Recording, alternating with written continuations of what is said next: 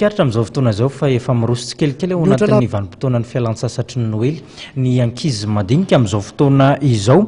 Araka izany ary dia fialamboly maro no atolotra ho azy ireo, eny fa tsy na ny ankizy ihany ary fa na ny lehibe ary dia ilaina izay fialamboly izay. Tahaka izany ohatra ny eny anivon'ny Marilix Park eny Andakana eny dia toerana fialana voly iray no nampahafantarana tamin'ny fomba ofisialy entina indrindra handalana sorisory, ialana amin'ny fanao andavanandro ny tena antony tanjona nanatanterahana nananganana ihany koa ity ivotoerana ity eny amin'ny lalam-pirenena faefatra eny no miorina izay toerana fialana voly izay.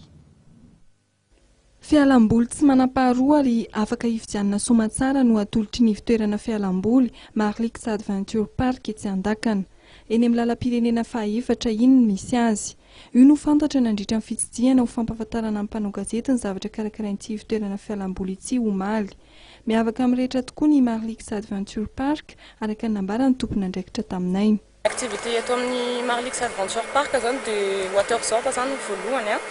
Dia aveo misy tyrolienne, parcours dans les arbres zany atao hoe acrobranche dia paintball koa zany ny anankiray.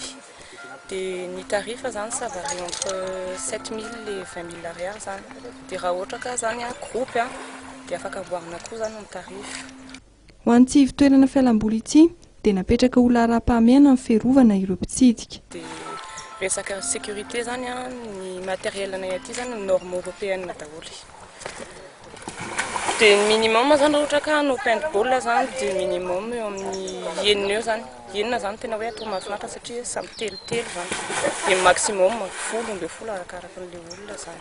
Nampahafantarina ireo mpanao gazety nitsidika ny toerana ireo karazana fialamboly misy ao Marilix Adventure Park, anisan'izany ny acrobranche, ny tyrolienne, ny water zorb,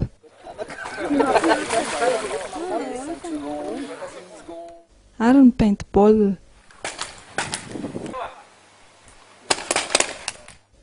Ho avy tsy ela kosa ny taranjam-pialamboly vaovao araka ny fanazavan'ny tompon'andraikitra. Afaka mandray hetsika fialamboly na mpiasana orinasa mitady fialamboly sy lanonana maro samihafa koa ny Marilix Adventure Park.